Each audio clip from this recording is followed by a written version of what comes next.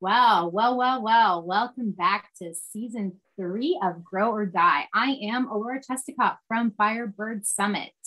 What is going on, Alora? I am Lawrence Henderson with Boss LLC. We are back. We are back. We are back. We are. I'm so excited to see you. This is awesome.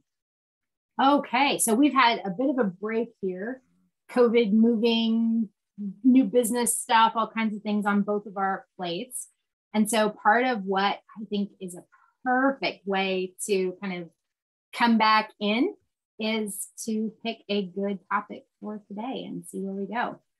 Yes, ma'am. What do you got? What you got?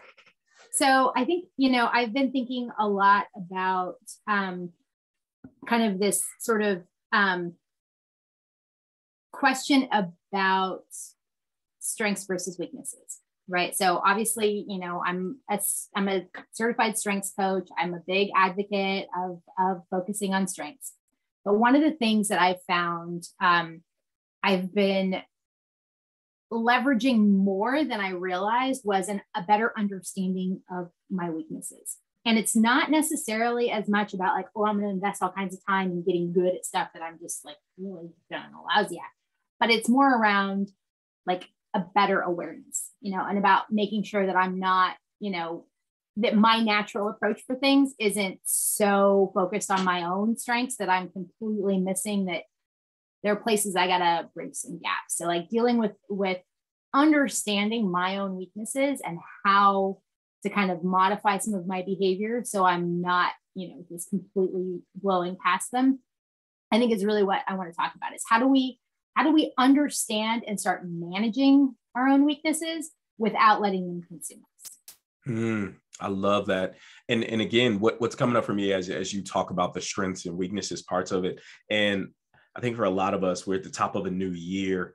And again, that new year, new you, resolutions and all the rest of that stuff. But it's just a progression. And I think it's taking that next first step towards better. And I love this topic to lean into because that's my word for 2021, for 2022 from 2021 and all the exciting things that I had. So man, I'm looking forward to digging in, picking your little strength finders superpower brain as what this all means. We'll trot out our superpower. So I'll give you an example. So here's something, and I had a really great speaking engagement today and was kind of talking about some of this stuff. But one of the things that, when you do your full Gallup strengths, they lift out the whole thing and you can see kind of where the things that fall at the bottom.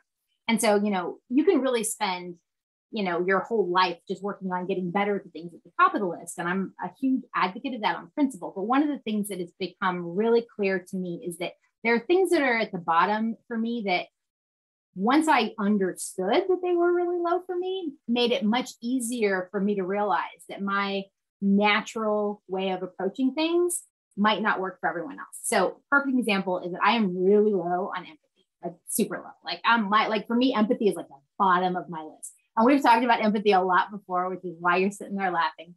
But the truth is, one of the things I've realized is that I've been able to start being better about demonstrating kind of a casual social level of empathy that is very useful, especially in a virtual world, right? Like it's one thing to be when you're all in the same space or you're in the office together and you can have conversations and the natural opportunities for empathy can emerge, I think, a lot more easily in that kind of situation. But when you're purely virtual and there's no water cooler chat, there's no talking around the coffee pot kind of stuff happening, it can be a little harder to find those opportunities.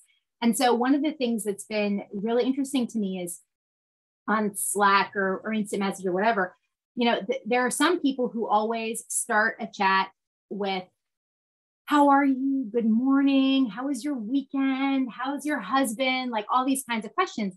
Like, that's not me. I'm like, hey, where did you land on this thing that we were talking about? Right. Like I cut straight to the chase. And sometimes I get irritated when people are like all super chatty. How was your week? I'm like, this is bottom line it for me. Right. But that's to me, one of those like really clear examples I've been trying to be more conscious of is, there are people who want to make sure, how are you doing? How's it going? And even though that's not necessarily my default approach, I have been making a much more concerted effort to reflecting some of that back to people. And it's been interesting to see the results, but it's also interesting when I noticed that, like, it's really hard for me to do. Like, oh my God. I'm like, oh God, can we just get to the chase, please?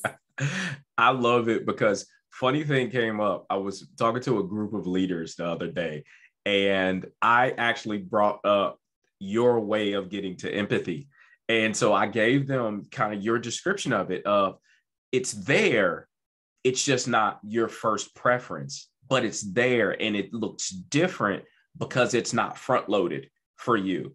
And I said, that's where as leaders, building in this element of self-awareness, self-management, and that active social awareness of the reason why you want to work on it is because you've identified it as a social understanding that you need to engage with to influence whatever it is. You just want to be better. And I think that positive nature of looking at weaknesses, not as, oh, I got to come up in this area, but it's like, okay, what's the opportunity? And I really believe the coach in you is like, Alora, Alora. So it's so funny. So I know it's funny you say that, because so we're in the middle of performance reviews at my company, and one of the criteria that I'm being asked to score some of my staff on is, empathy. And the funny thing is, I have a guy on my team who's a technical expert in his area, extremely good. He's a very he's your classic technical introvert. He's very quiet, so he struggles when he has to when he gets put on the spot to like communicate with a broad audience. Not his favorite thing.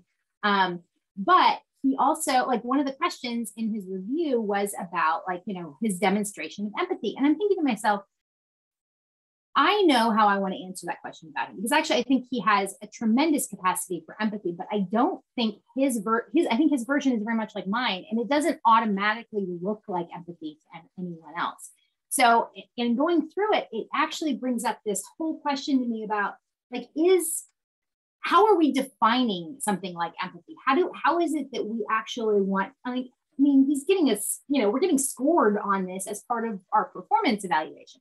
And it's like, so what does that look like? And to your point, right? Empathy for me doesn't always look like it does to someone else. And, again, good morning. How was your weekend? Like, okay. But I think that the reality of it is that there is a social currency that ultimately you have to cultivate in any interaction, and understanding where you're really weak, whether it is in how you communicate, or whether it is in, automatically being empathetic, or whatever it is, I think is a really valuable way to also identify where someone else might be really strong or really inclined to lean in. Yeah. And I think there's to your point there, I think for a lot of us, and I would say me, highly empathetic now, and how I'm defining it is, shout out to one of our favorite people, Brene Brown. Was waiting how long her name was going to come up. So I went ahead and broke the ice on that one. And from her book of the way she defined connectedness, from her book, The Gifts of Imperfection, I've now highlighted that as my empathy definition of helping others feel seen, feel heard, and feel valued and appreciated in our presence is my version of empathy, because to me, it removes me from the obligation of trying to fit inside your shoes. And it could be something as simple as Alora doesn't need a good morning. Alora needs a productivity update. And if I front load that, she'll get to how was my weekend. But I need to front.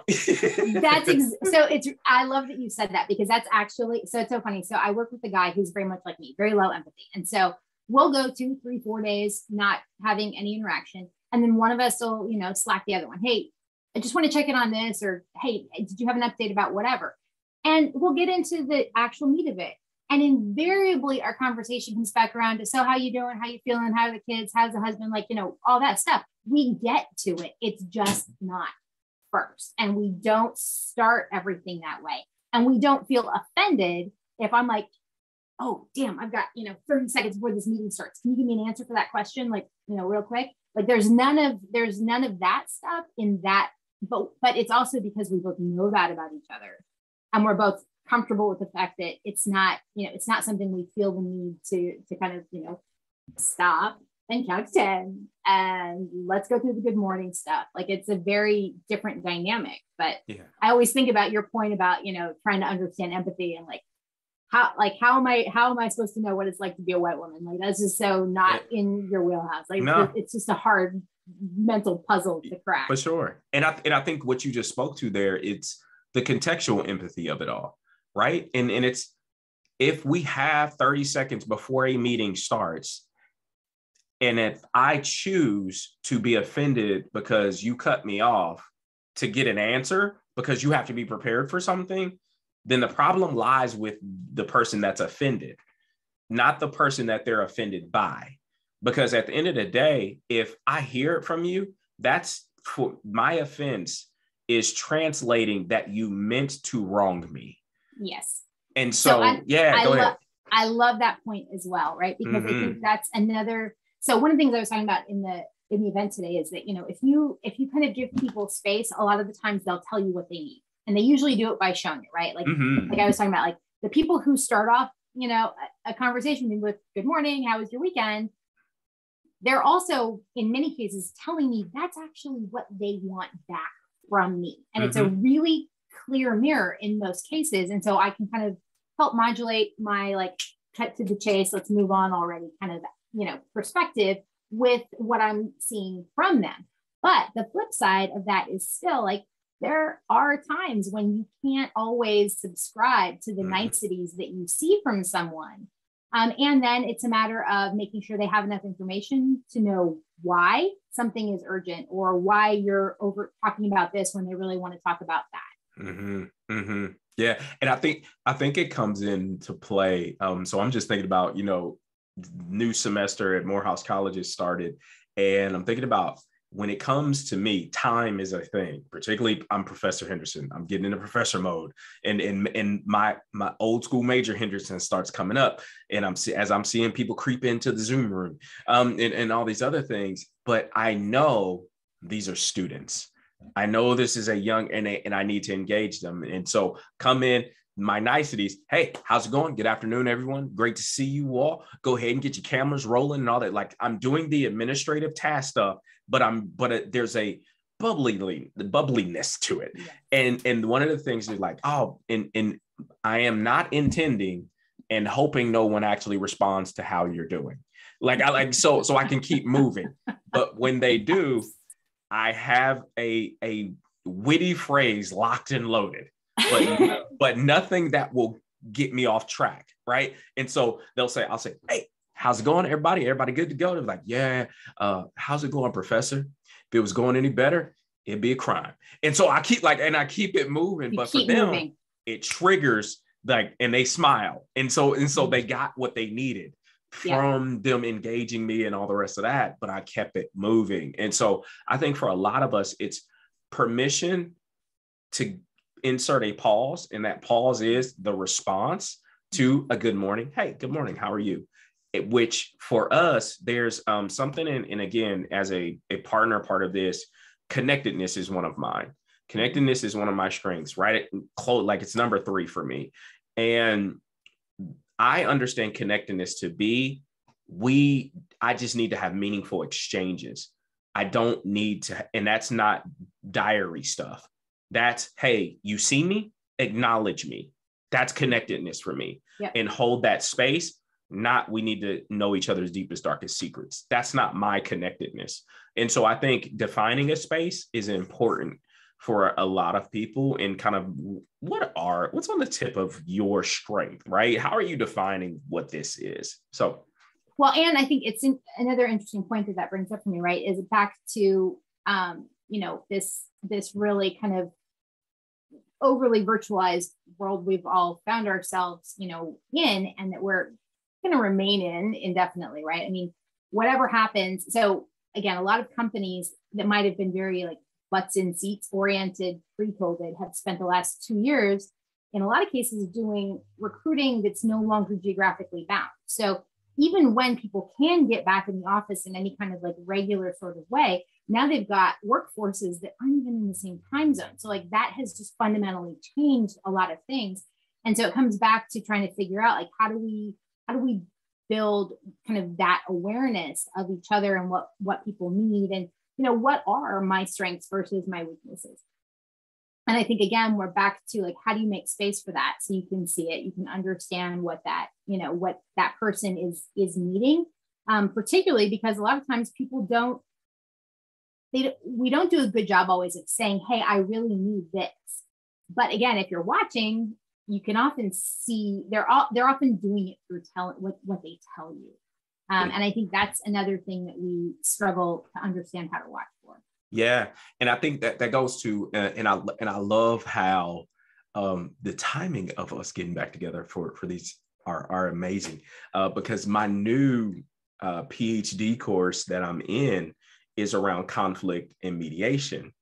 And what I'm beginning to understand and learn all about are these conflicts in engagement.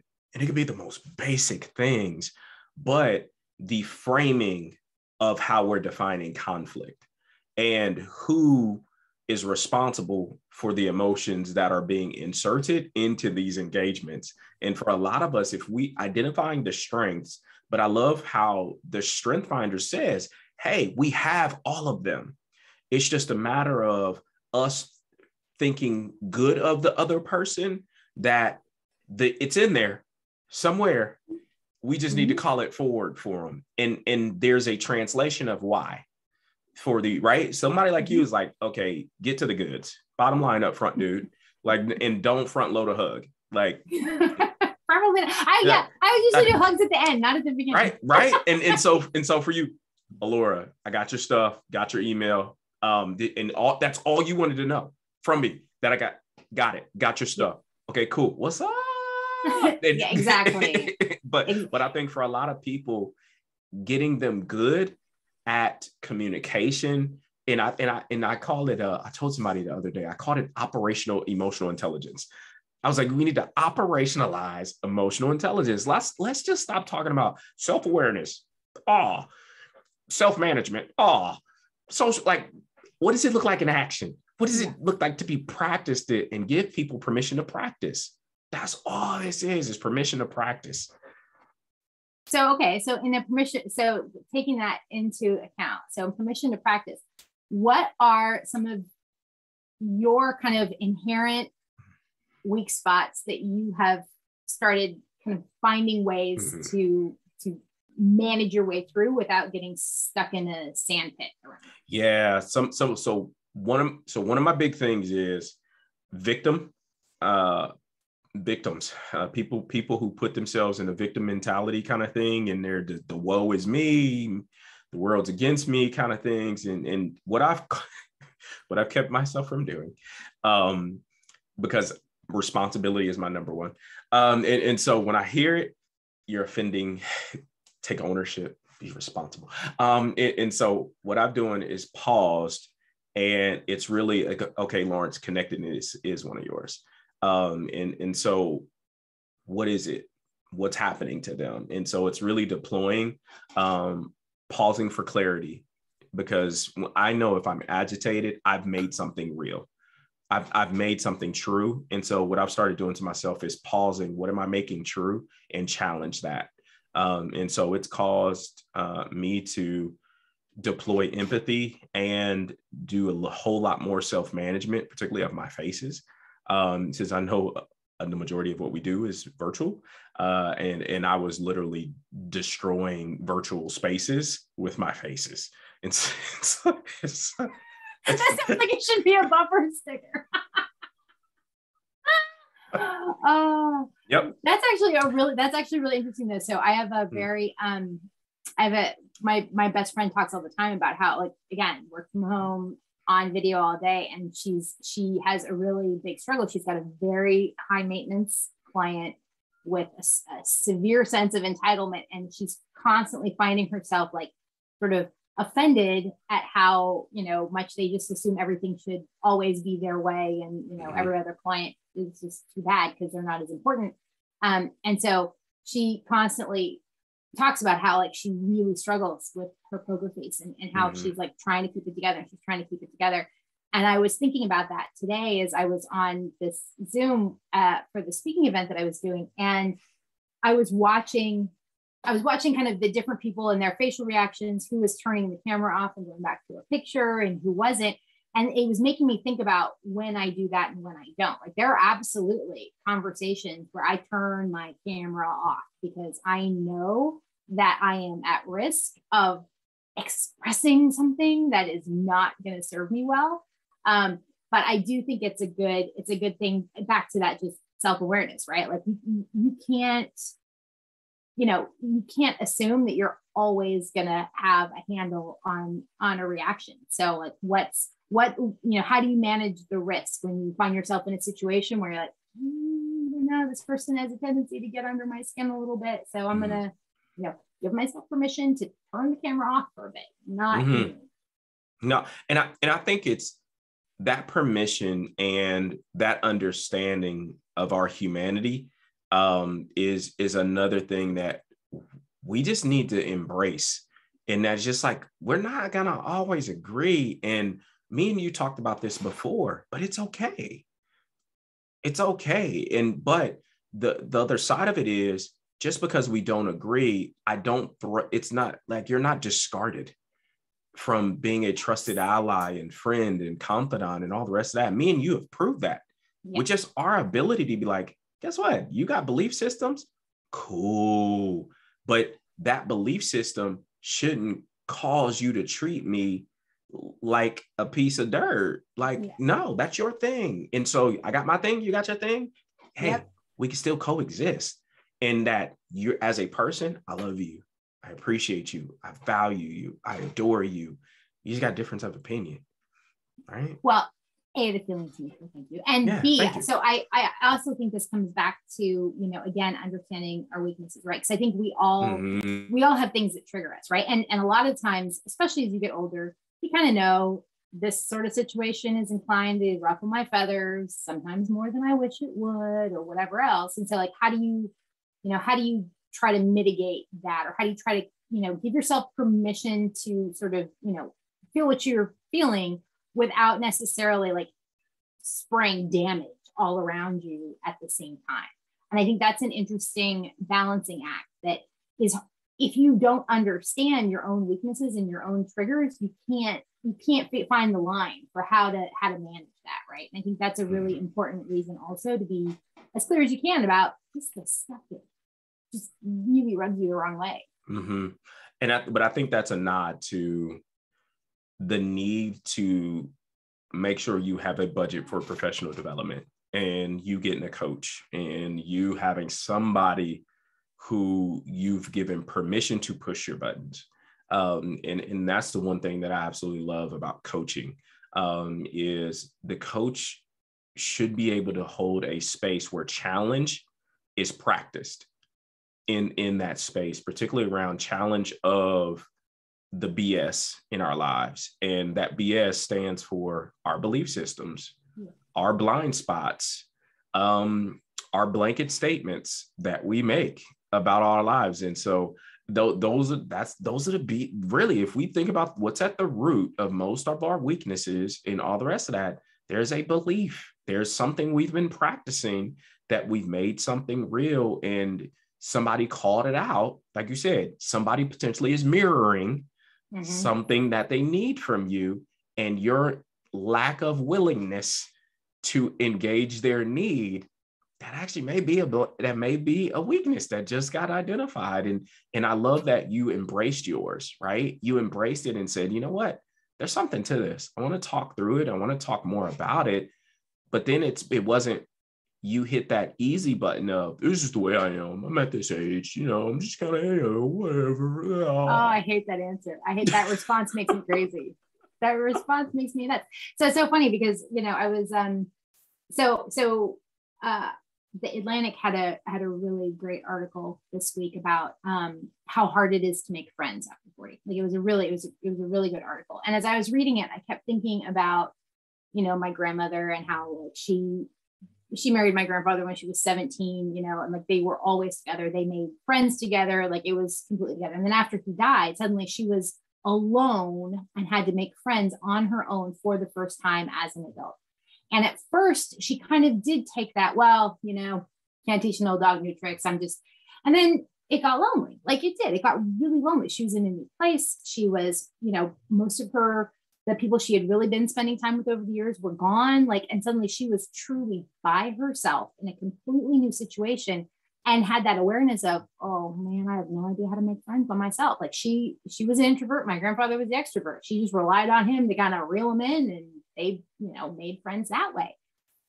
And so watching her kind of take that initial, this is just the way I am, and then be like, all right, well, that might not be working out so well. So maybe I got to go back to the drawing board. And then try to watch her try to figure out how to be friends, and how to make friends. And she's 91 years old and she's like making friends. And in some cases, they're actually turning out to be better friendships than she expected. In other cases, they might still drive her a little nuts, but either way, just watching her do that and watching her acknowledge that being stubborn wasn't actually going to serve her at all has been really interesting to kind of, it's a good reminder because she's 91. She could totally just be like, forget it. Yeah, no. And I think something that's super important that you pulled out there is really just us understanding kind of what it looks like, what it'll feel like to get out of our own heads about stuff, right? Because we can kind of internalize so much and about what's important to us and value that, but it's really okay. What's serving me, right? Is in how is it impacting how I engage others, and so I think I've gotten really, really sensitive around, is it serving me? Is it my stuff to do? And really, when it comes to relationships, I long for it. I really I'm a relational person. I'm super sensitive at this point in my life. And I want valuable relationships. I don't need a lot of them. I just want them to be of value when I do have them. No, and I love that. And I think it's again, we come back to Brene Brown, right? It's the stories we tell ourselves. What is the story that I'm making up in my head? And I think the sooner we can start identifying, okay, did they really say that? Or am I rewriting it as I'm thinking about it because I was, because it rubbed me the wrong way. And now I've completely built this whole other story around that exchange. And that one to me is so hard, but it also brings me back to that point, that question, right? Because that's the question I also obsessively ask myself these days is, does this serve me? If it doesn't, then for the most part, I've gotten much better about letting it go. But if I had a time machine, if you go back and talk to the 26-year-old version of me, I would have saved myself all kinds of heartache and frustration and all kinds of aggravation if I had learned the lesson then of, you know what, don't get your knickers in a twist, it ain't gonna serve you. You hit the nail on the head, and kind of as I would say, kind of as a grounding point for me is getting good at being able to name what something is for you. And my newest read for 2022, the beginning of 2022, I had it since November, but Brené's new book, Atlas of the Heart. And so when I tell you this is chock full of a coach's dream of research and words and framing and language, and I'm like, ooh, it's getting good. Good. I haven't read it yet, so I've been waiting for it. I've been waiting for it to come out on Audible because I actually like listening to her actually read it, but not for a couple months or so. But yeah, no, I'm glad to hear that. But yeah, I think that's really again, it comes back to why I think it's valuable to understand both your strengths and your weaknesses, because once you can start seeing your behavior and assigning language to, okay, that's what that was. He's not asking me about my weekend because he's trying to burn through 15 minutes of this meeting here. He was asking me because that's how he relates. That's how, especially in a virtual life, he's trying to make sure that he feels a sense of connection in this situation. And he's, that's his manifestation of empathy. And so I don't have to get all worked up that, it's wasting my time.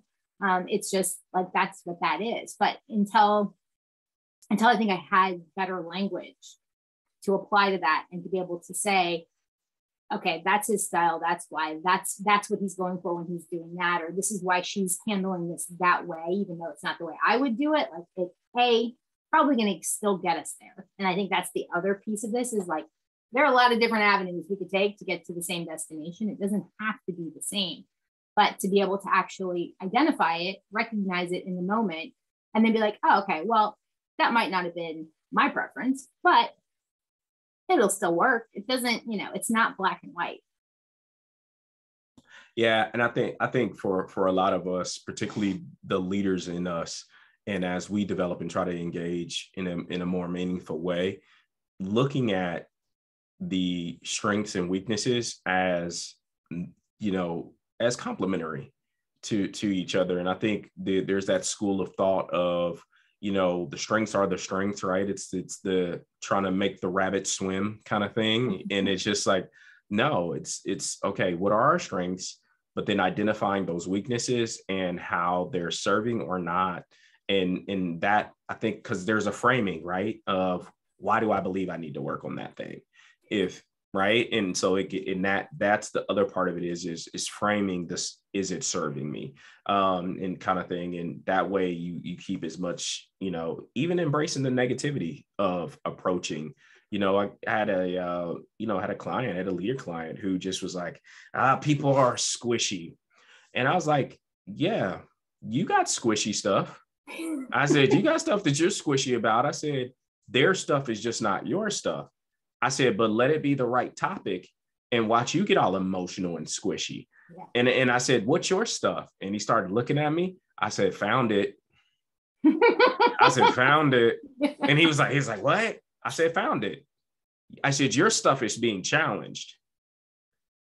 I said, that was his thing. No, he was in a role that he never felt challenged throughout a day, but he was the challenger. Right. But there was nobody in his organization who put it back in front of him. And so he did. So that literally was his counterpoint. I can do it. I can't take it. Yeah. Oh, well, and that's true for a lot of us on a lot of fronts, to be sure. But that's actually, one of the reasons I like. So, Gallup defines your weakness. Gallup ranks your strengths based on your natural kind of inclinations.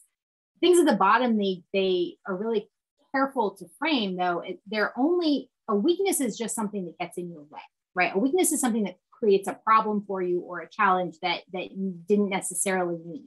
So, it's not automatically a weakness that I have, a pretty low empathy ranking, all things considered, unless that becomes a problem in my relationships or in, my daily life for some reason.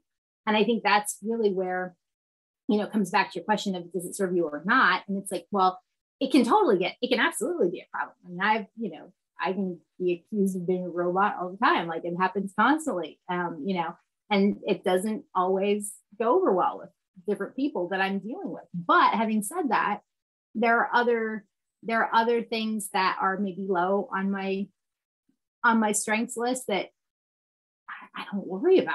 Like, there's a really, there's a lot of like very like detail oriented, kind of, things that's like, is it a weakness? Well, it might have been earlier in my career where I was like trying to do like quality assurance testing or something like that. And I needed to pay attention to like a super like minute kind of set of details. I don't really have to do that anymore. So it's not really one of those things that's a challenge, but I keep feeling compelled to come back to. Empathy is because I deal with people on a daily basis, right? More than anything else. And there's plenty of, the consequence of a lot of Brene Brown's work is that, a lot of us have a perspective on the role of empathy in our lives and in our work now that's probably different than it was 15 years ago. And I think that's great, but it also brings us back to situations where, someone's asking me to rate one of my employees in their annual review about like, basically how much empathy do they show to their colleagues? And it's like, well, it shows empathy to colleagues because he tries to solve their problem, not because he sits down and whinges about it with them, Like there's a difference, and they show up in different ways based on his natural inclinations. Man, that's good. That's good. It was a good topic. Well, it's because I've been feeling a lot of need to deal with my weaknesses lately. Yep. A lot, I'd say a lot of great things are birthed out of the things that we're working on. Yeah. Well, and that's always what, again, one more Brene Brown reference, you know, when she talked about, I remember what she said, you know, anytime people want to ask me what I'm researching, you know, what I'm interested in right now, it's whatever research I'm writing a book at the moment. Like that's what I'm in the middle of. I think that's true of all of us, right? I think that's definitely, you know, the stuff that we get the most excited about at any given moment is usually the stuff that we've been working our way through, and it's messy, convoluted, and it's rarely, you know, all that black and white, because if it was, it wouldn't be that interesting. It'd be, you know, obvious, and move on to something else. Love it. Absolutely love it. Yeah, man, really great point. So, all righty, pal. Well, I think we just hit a wrap point then, didn't we? Yeah, we sure did. And it was so natural. Golly. It's like riding a bike. I know, this is what I missed about us actually doing this. So I'm so happy we're back. So we are getting back into our regular schedule, and we will be kicking around, and we'll get everything posted. But I am so happy to get the chance to talk to you again. I missed you. I missed you as well. And those of you out there, y'all connect with us, share, like, seriously, subscribe, all that good stuff. Yep.